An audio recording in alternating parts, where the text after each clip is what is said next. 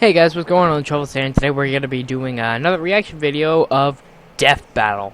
Now, some of you guys may be thinking, why didn't you do this on the first episode? Well, would it really be a reaction video if I knew what was going to happen?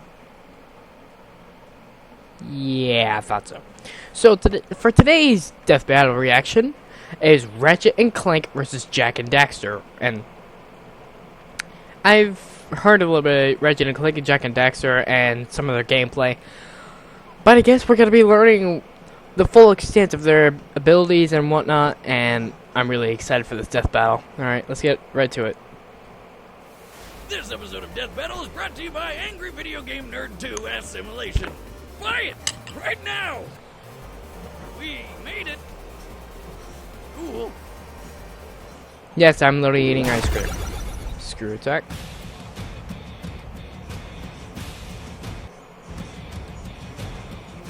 Sometimes the most unlikely of friends can become the best of heroes. Ratchet and Clank, the Cosmic Commandos. And Jak and Daxter, the masters of eco. He's wears an iron boomstick. And it's our job to analyze their weapons, armor, and skills to find out who would win a death. Oh yeah, that game.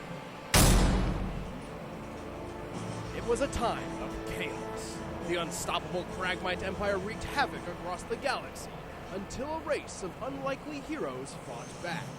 The Lombaxes, who may be some sort of lemur wombat?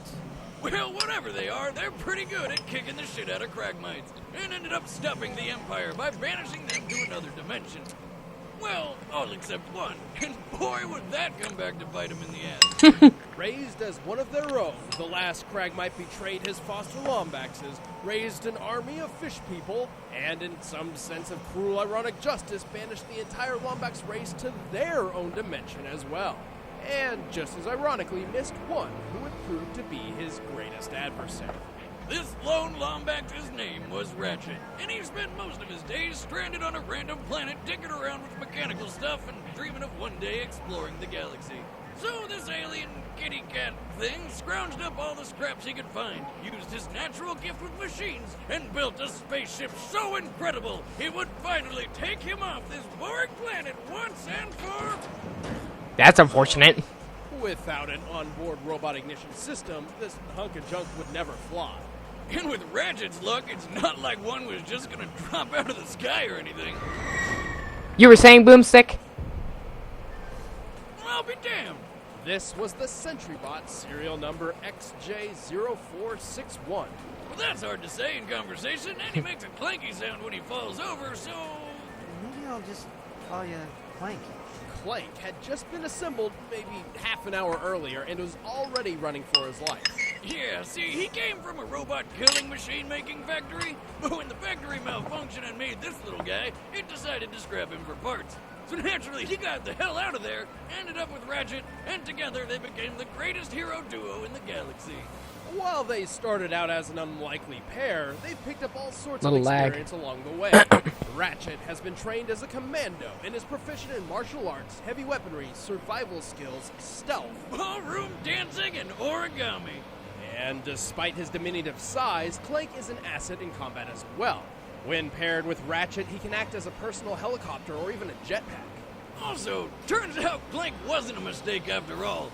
He possesses the soul of a Zoni, energy-based creatures with the ability to manipulate time and be immune to time-altering effects. Wow. And eventually, these powers manifested in Clank as well. That's right, he's a robo-time wizard. Who did you say gave you this thing? The Sony. They are little invisible creatures who travel through time. Oh, right. Both Ratchet and Clank are loaded with nanotech, microscopic machines which instantly repair their bodies after any injury, though their number is limited.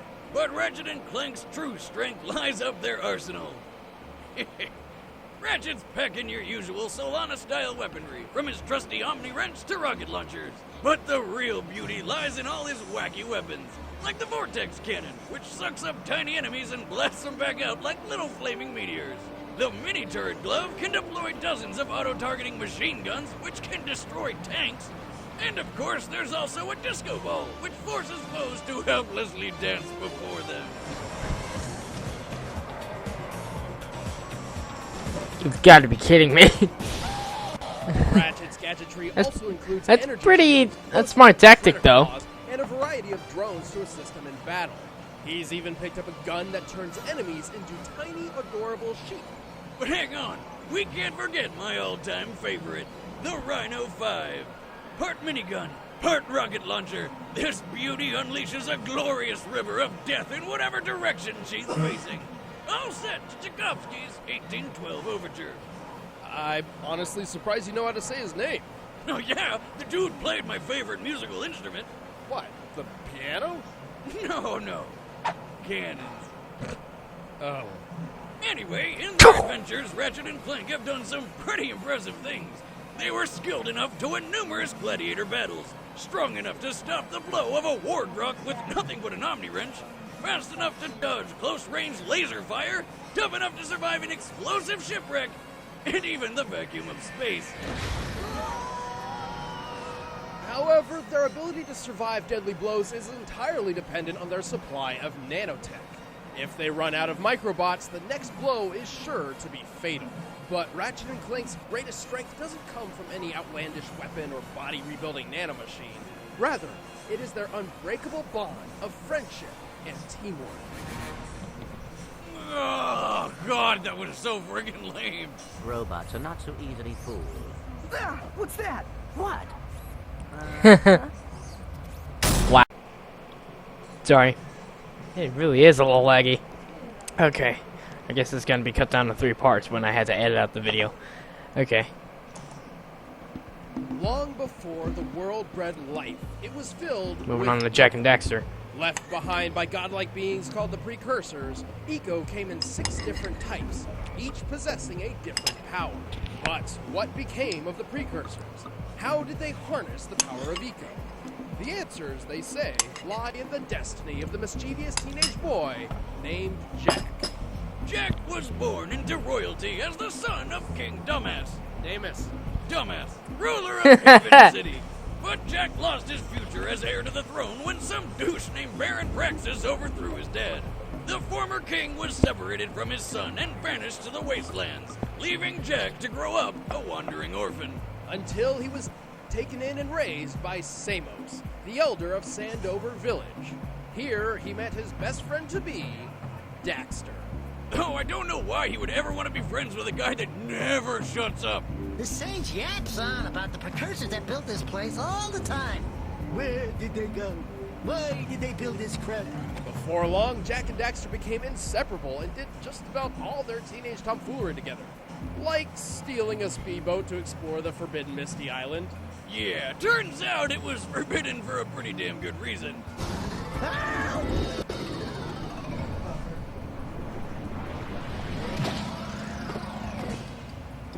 Oh. That stung. Oh no, he fell into the weasel pool! Well, technically, he fell into a pool of dark eco, which transformed him into an Otzel. Whatever the hell that's supposed to be. Daxter took it pretty well, all things considered. I'm fine. You sure? By the way, where's the unweasel pool? It's not so simple. In order to reverse Daxter's transformation, they would have to find the Sage of Dark Eco. To prepare them for this journey, Samos trained them to harness the power of Eco and, in turn, to become formidable warriors. With green eco, Jack can restore lost health and create shields. With yellow eco, he can launch energy projectiles from his hands. Blue eco doubles his speed and reflexes, and red eco does the same for his strength, allowing him to take down tough enemies with a single strike. But when their tinkering with ancient precursor technology sent them tumbling into a dystopian future, Jeez. It's a long story. Jack was captured and experimented on by Baron Praxis, Oh, who God. wanted to turn him into a super soldier. Too bad he didn't really know what he was doing, and poor Jack was stuck as his lab rat for 2 straight years, until Daxter finally busted him out. Jack was so happy, he spoke his first words ever. I'm gonna kill Praxis. No, my first words were beer. Now! Unbeknownst to Praxis, while his experiments failed to Oh, I think I remember this boss fight. they did grant him the ability to consume Dark Eco and temporarily transform into the mighty Dark Jack. Dark Jack can use Dark Eco for a bunch of powerful projectiles. I think I remember that transformation. On top of that, Dark Jack is also completely invulnerable. That's right. We did. You haven't forgotten what I taught you, Jack. If one super form wasn't enough, Jack gained another when he came face to face with the precursors themselves. And turns out they're all Otzels like Daxter.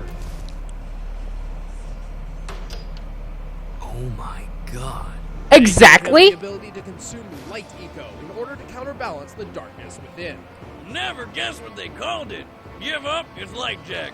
In this form, Jack can glide through the air, create a force field, regenerate from wounds, and even freeze time itself. When there's not enough Dark or Light Eco on hand to run around blasting people with godlike energy, Jack wields one of the most versatile weapons ever created, the Morph Gun.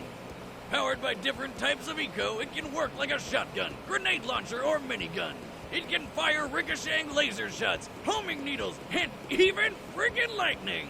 And when Jack sets the morph gun to mass inverter mode, it can blast a wave of dark eco so absurd it alters the very laws of gravity on anybody within its reach. Oh god. Yeah, but if that fails, they can just blast them with a supernova. It basically one-shots about anything. Jesus. This place has too much excitement. We need to move back to the country. Armed to the teeth with weapons and eco, Jack and Daxter successfully dethroned Praxis and saved Haven City thanks to several impressive feats along the way.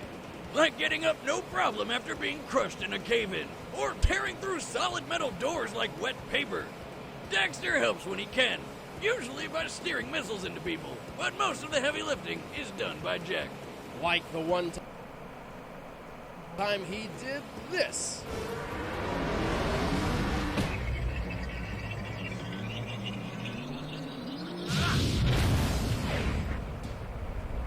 Jack and Daxter Frickin' are blew him away. resourceful. They won a gladiator-style battle with nothing but an unmodified morph gun. And their drive to win is so strong they even took first in the Crash City Grand Championship while poisoned. Even giant terraforming robots trying to destroy the world fall to their teamwork, provided they have enough eco. They can only carry so much eco at once, roughly under a minute's worth in combat for each color type, and so they rely on replenishing their power by pulling eco from the environment. Also, Jack can be a bit reckless and doesn't always think things through. Even still, don't underestimate the duo of Jack and Daxter. It's the last thing a lot of bad guys ever did. Hi-ya!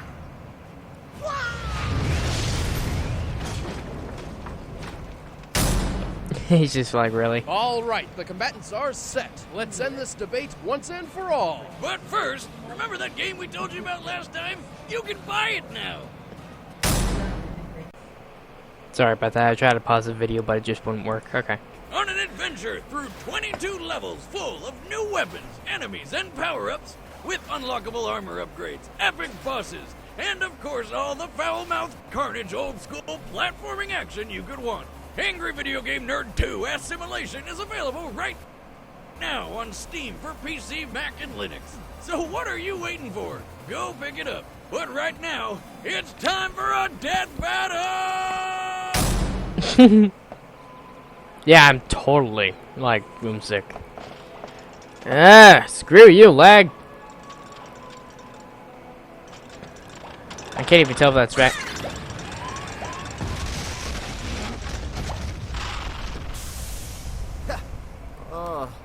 That's the last time I let Quark fix the warp system. Actually, weren't you the one who overclocked the accelerator? Huh. This is new.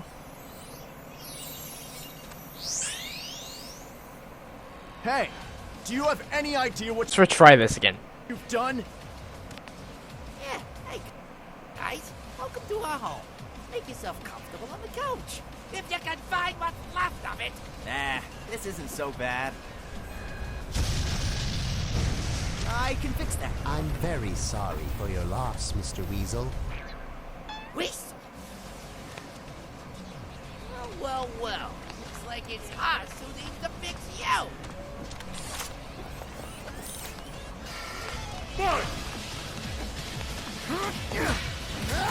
Bring it. One more for your mama.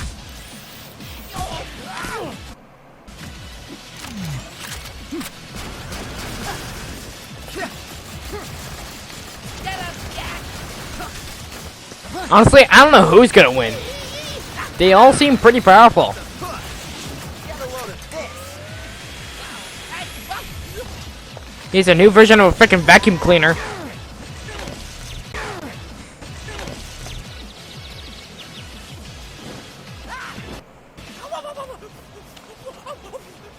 Fuzzball! You're pissing me off! I got him! Mercy? No. No. You're done for.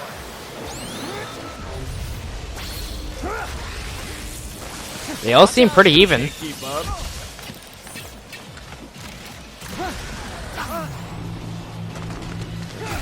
Rest in pieces. Whoa! Ratchet! Speaking of, where the hell's Daxter? Where'd he go? Can't you go any faster?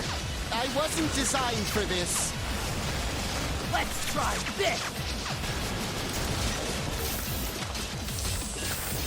Any more weapons you want to throw at me? Like I need any more. Jesus. Yeah. Yep, I still have that in mind. He could still transform. Huh. Well, maybe just one more. Oh, there he is. Ratchet, behind us! Now what?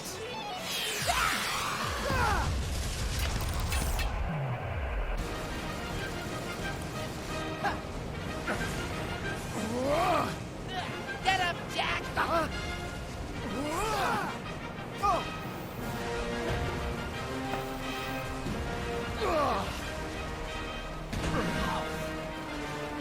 He still has one more transformation.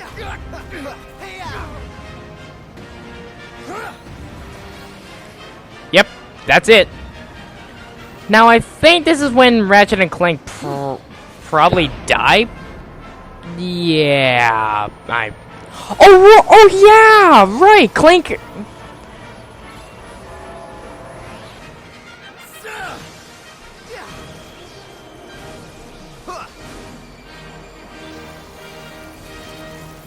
Let me guess. Wow. And curtain.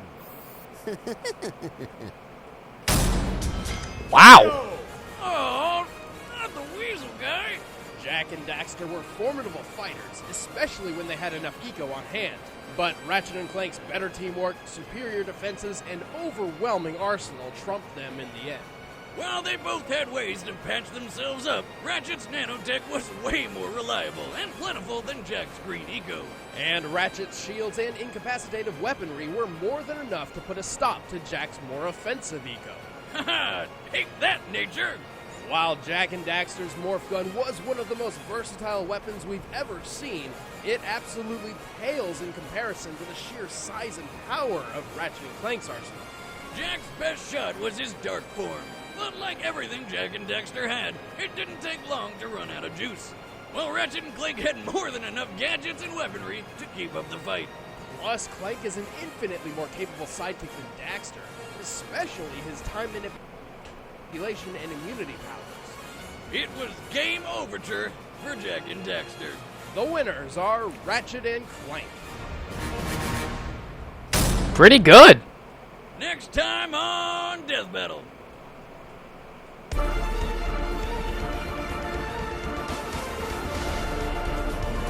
The Flash?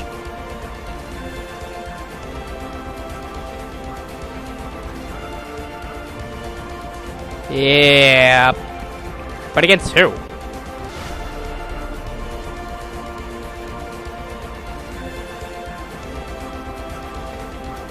Flash is like the Sonic of the DC universe.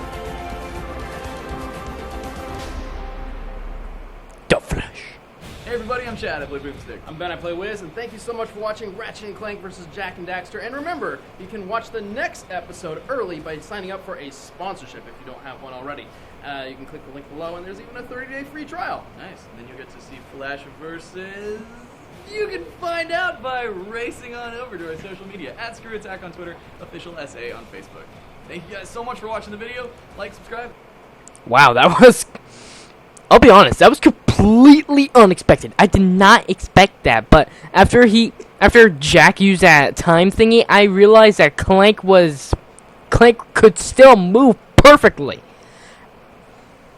And I didn't actually realize that there was, like...